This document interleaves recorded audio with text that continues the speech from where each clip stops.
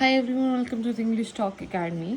तो आज का जो हमारा टॉपिक है वो है past perfect continuous. This is the last part of past tense. हर एक टेंस के 4 पार्ट्स होते हैं और ये जो पास्ट हमारा टेंस है उसका जो 4th पार्ट है that is past perfect continuous. So what's past perfect continuous? It expresses an action which has some extent perfect and some extent going on at that particular time in past. तो ये एक ऐसी action है जो past में शुरू हो गई है और पास्ट में ही चल रही थी और पास्ट में ही ख़त्म हो गई है, जिसका एक एक्सटेंट परफेक्ट है। दैट मीन्स ये कहीं ना कहीं पास्ट में जो है ये ख़त्म हो गई है और पास्ट में ही शुरू हुई थी। तो past perfect continuous is simply an action that is used to express the action which was started in the past, that was going in the past and that ended in the past. तो उसको हम past perfect continuous बोलते हैं। तो आपको इसमें duration of time mention करना है। तो आपको सिंटेक्स इसके देखिए तो subject plus had plus been plus 4th form of verb हम यूज़ करेंगे, क्योंकि यहाँ हमने परफेक्ट कॉन्टिन्यूस यूज़ करना है, and then since for an other words. तो उस्मान कल सुबह से नींद आने का नाटक कर रहा था।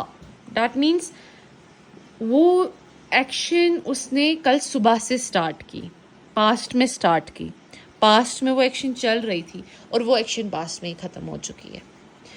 That is called the past perfect continuous. Usman had been feeling asleep since morning yesterday। जब हम किसी प्रिटेंड करते हैं किसी चीज़ का, कुछ टायर्ड होने का प्रिटेंड करते हैं, that is called the feeling.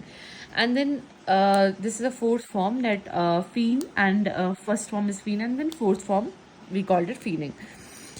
वो कल सुबह से बारिश में भीग रहे थे। They had been drenching at rain since morning yesterday. आप कल दोपहर से नारे लगा रहे थे। You had been shouting slogans since afternoon yesterday. तो जब नारा कोई लगाता है किसी चीज़ का, जब भी कुछ होता है, for example there is a strike और समथिंग, तो हम जब लोग नारे लगाते हैं that is called slogans. Now the negative sentences. In negative sentences we have to use not with after the auxiliary. यहाँ की ऑक्सिलरी हार्ड है। तो मैं कल 2 बजे से पेपर नहीं काट रही थी। I had not been cutting paper since 2 o'clock yesterday. वो कल सुबह से गाड़ी नहीं चला रही थी। She had not been driving car since morning yesterday. तो ये जो एक्शंस है ये पास्ट में शुरू हो गई है, पास्ट में ही चल रही थी और पास्ट में ही खत्म हो गई है। Now comes to the interrogative sentences. You have to put the auxiliary before the subject. बस इसमें इतना करना है और बाकी सारी चीज़ें सेम है। तो इसमें आपको किसी को पूछना है, ओके, क्या आप कल 2 घंटे से पहाड़ पे चढ़ रहे थे? क्या वो कल सुबह 2 घंटे से पहाड़ पे चढ़ रहा था? Had he been climbing on mountains for 2 hours at morning? क्या वो कल दोपहर से हॉकी खेल रही थी? Had she been playing hockey since afternoon yesterday? क्या हम 1